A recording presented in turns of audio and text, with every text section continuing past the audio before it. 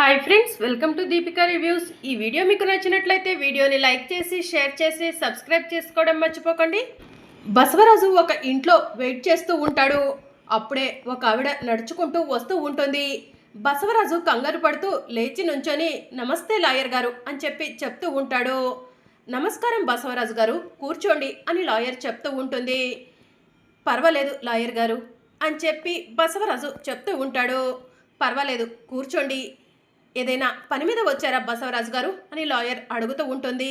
నా కొడుకు సిద్ధు ప్రముఖ పారిశ్రామికవేత్త శ్రీకాంత్ గారిని చంపినట్టు కోర్టులో ఒప్పుకున్నాడు లాయర్ గారు. అందుకుగాను నా కొడుకు సిద్ధుని పోలీసులు అరెస్ట్ చేశారు. నా కొడుకు సిద్ధు నిజంగా ఆ శ్రీకాంత్ చావుకి కారణం కాదు. నా కొడుకు సిద్ధు ఏ తప్పు చేయలేదు అని బసవరాజు చెప్తూ ఉంటాడు. మీరు నేను మీ కొడుకు ఏ తప్పు చేయలేదంటే కోర్టు నమ్మదు కదా బసవరాజు గారు. కోర్టుకి ఎవిడెన్స్ కావాలి అని లాయర్ చెప్తూ ఉంటుంది. ఇదిగోండి లాయర్ గారు ఎవిడెన్స్ అని బసవరాజు చెప్తూ ఉంటాడు. ఇక ఎవిడెన్స్ లాయర్ తీసుకొని చూస్తూ ఉంటుంది. ఈ ఎవిడెన్స్లో నా కొడుకు ఈ యాక్సిడెంట్ చేయలేదు, ఆ భార్గవే ఈ యాక్సిడెంట్ చేపించినట్టు క్లియర్గా ఉంది. నా కొడుకుని ఎలాగైనా సరే బయటికి తీసుకురండి జడ్జి గారు అని బసవరాజు చెప్తూ ఉంటాడు. ఇక లాయర్ డాక్యుమెంట్లన్నీ కూడా చెక్ చేసి మీరు చెప్పింది కరెక్టే బసవరాజు గారు, ఇప్పుడే పోలీస్ స్టేషన్కు వెళ్దాము. ఈ కాగితాలను చూపించి ముందైతే సిద్ధు గారికి బెయిల్ ఇప్పిద్దాము. సిద్ధు గారు బెయిల్ మీద బయటికి వచ్చిన తర్వాత సిద్ధు గారిపై రాంగ్ ఎలిగేషన్ జరిగిందని కోర్టులో నిరూపిద్దాం ఈ ఎవిడెన్స్ చూపించి అని లాయర్ చెప్తూ ఉంటుంది. సరే, త్వరగా వెళ్దాం పదండి లాయర్ గారు అని బసవరాజు చెప్తూ ఉంటాడు. ఇక బసవరాజు లాయర్ ఇద్దరు కలిసి పోలీస్ స్టేషన్కు బయలుదేరుతారు. ఇక మరోవైపు తులసి సిద్ధుతో గడిపిన మధుర క్షణాలను గుర్తు చేసుకుంటూ ఉంటుంది.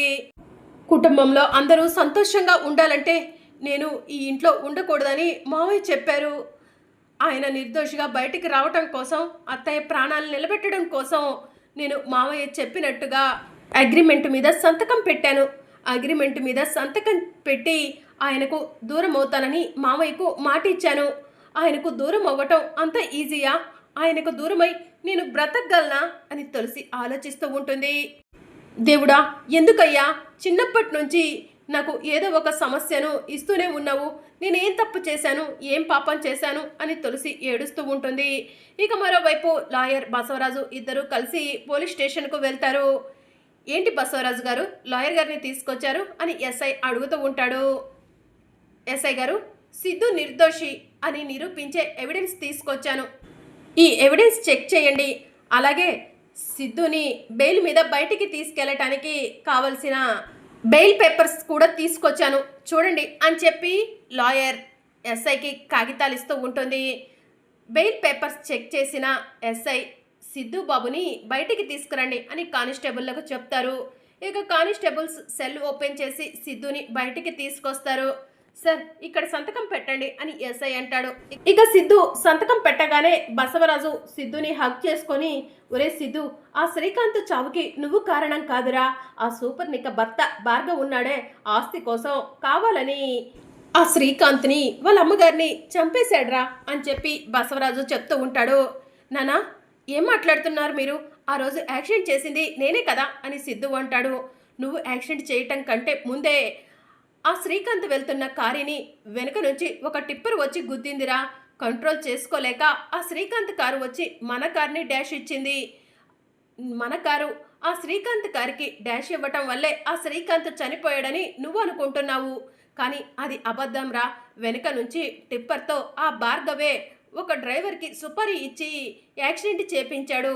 దానికి సంబంధించిన సాక్ష్యాలు కూడా మన కనిష్క సంపాదించిందిరా అని బసవరాజు చెప్తూ ఉంటాడు. కనిష్కనా అని సిద్ధు అంటూ ఉంటాడు. అవునరా సిద్ధు, కనిష్కకు నువ్వంటే ప్రాణం. నీ పైన ప్రేమతో పిచ్చితో ఎలాగైనా సరే ఈ ఎవిడెన్స్ని సంపాదించాలనుకుంది. అందుకే ఎవిడెన్స్ని సంపాదించిందిరా. మనం కనిష్కకి ఎప్పటికీ రుణపడి ఉండాలిరా అని బసవరాజు చెప్తూ ఉంటాడు. నేను నమ్మలేకపోతున్నాను నాన్న, కనిష్కకి ఇంత మంచి బుద్ధి ఎప్పుడొచ్చింది అని సిద్ధు అంటాడు. సిద్ధు, కనిష్క మంచిదేరా, నీకు తులసిపై ఉన్న ప్రేమతో కనిష్క చెడ్డదల్లా కనిపిస్తుంది అని బసవరాజు అంటాడు.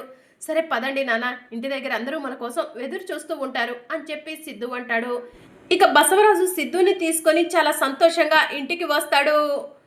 సిద్ధు ఇంట్లోకి వెళ్ళబోతూ ఉండగా, సిద్ధు ఒక నిమిషం ఆగు అని బసవరాజు అంటాడు. ఇక బసవరాజు లోపలికి వెళ్ళి తులసి తులసి అని పిలుస్తూ ఉంటాడు. తులసి కిందికి వస్తుంది. సిద్ధుని చూసి ఏమండి అని పరిగెత్తుకుంటూ సిద్ధు దగ్గరికి వెళ్ళబోతూ ఉండగా, తులసి ఆగు, వెళ్ళి దిష్టి తీయటానికి ఎర్రనీళ్ళు తీసుకురాపో. నా కొడుకు ఇన్ని రోజులు పోలీస్ స్టేషన్లో ఉండి వచ్చాడు. నా కొడుకుకి దిష్టి తీసి లోపలికి తీసుకెళ్దాం అని బసవరాజు అంటాడు. సరే మోయ అని తులసి ఎర్రనీళ్లు తీసుకొని వస్తుంది. సిద్ధుకి దిష్టి తీసి లోపలికి రండి అని చెప్పి చెప్తూ ఉంటుంది. ఇక సిద్ధు ఇంట్లోకి వెళ్తాడు. తులసి ఎర్రనీళ్లు పారబోసి ఇంట్లోకి వస్తుంది. ఇక సిద్ధు తులసి రాగానే తులసిని ఎత్తుకొని గిర్రున గిరగిరా తిప్పుతూ ఉంటాడు. ఏమండి ఏం చేస్తున్నారండి అని తులసి అంటుంది. తులసి, నువ్వు చేసిన పూజ ఫలితం వల్లే నేను నిర్దోషిగా బయటికి వచ్చాను. నీ పూజ ఫలించింది Tulasi. I love you Tulasi, I love you అంటూ సిద్ధు తులసిని ఎత్తుకొని గిరగిర తిప్పుతూ ఉంటాడు. ఒరే సిద్ధు, పిచ్చి పట్టిందా ఏంట్రా?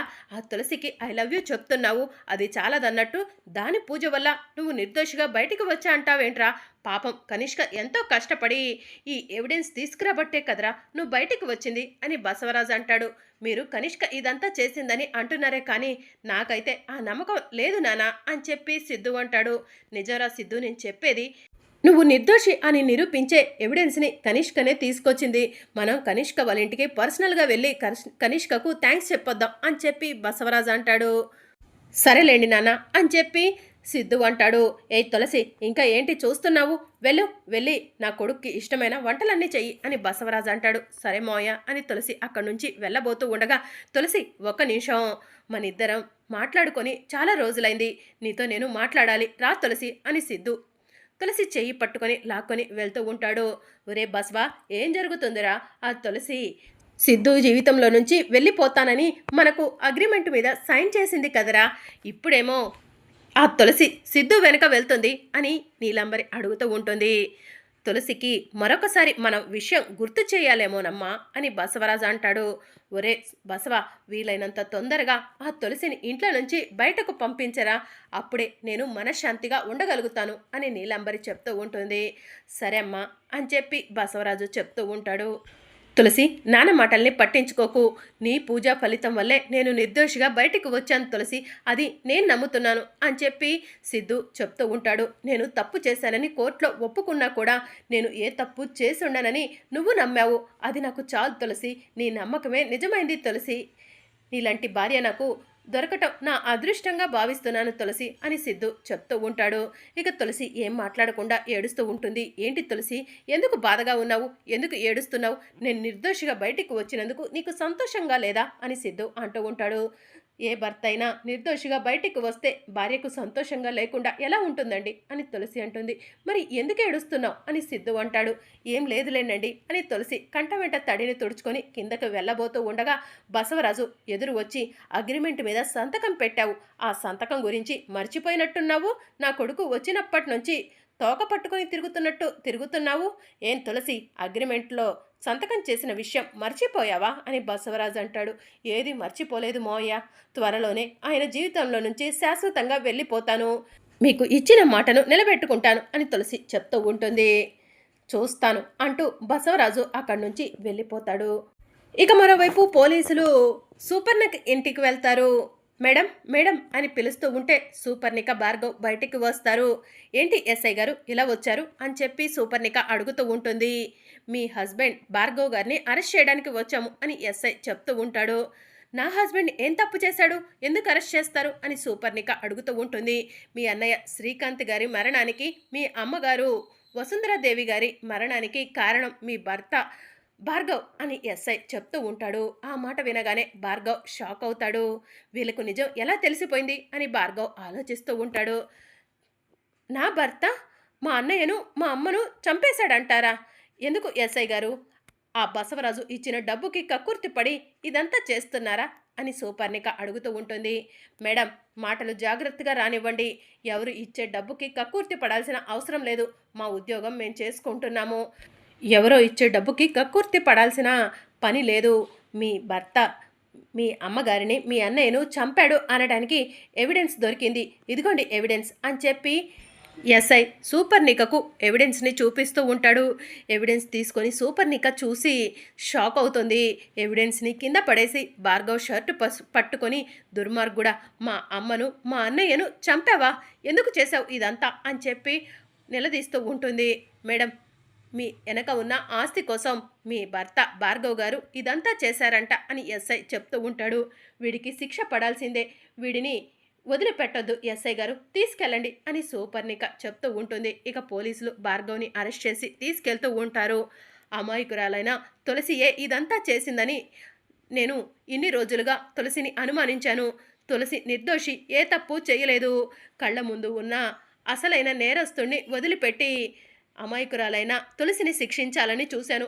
తులసికి నేను క్షమాపణ చెప్పాలి అని చెప్పి సూపర్నిక బసవరాజు ఇంటికి బయలుదేరుతుంది. బసవరాజు ఇంటికి వెళ్ళి తులసి తులసి అని పిలుస్తూ ఉంటే తులసి బయటికి వచ్చి, ఏంటి ఇలా వచ్చావు అని చెప్పి సూపర్నికను తులసి అడుగుతూ ఉంటుంది. ఇక సూపర్నిక తులసి కాళ్ల మీద పడి నన్ను క్షమించు అని చెప్పి అంటూ ఉంటుంది. ఏం చేస్తున్నారు మీరు అని తులసి అంటూ ఉంటుంది. నువ్వు ఏ తప్పు చేయలేదు, అసలు దోషి నా భర్త భార్గవ్ ఆస్తి కోసం మా అన్నయ్యను మా అమ్మను చంపేశాడు. ఆ విషయం నాకు తెలియక నువ్వే మా అన్నయ్యను చంపావని నీపై నిందలు వేశాను, నన్ను క్షమించు తులసి అని సూపర్నిక చెప్తూ ఉంటుంది. నిజమేంటో ఇప్పటికైనా తెలుసుకున్నారు, అందుకు చాలా సంతోషంగా ఉంది అని తులసి అంటుంది. మరి అప్కమింగ్ ఎపిసోడ్లో ఏం జరగబోతుందో తెలుసుకోవాలనుకుంటున్నారా? అయితే ఛానల్ను సబ్స్క్రైబ్ చేసుకోండి.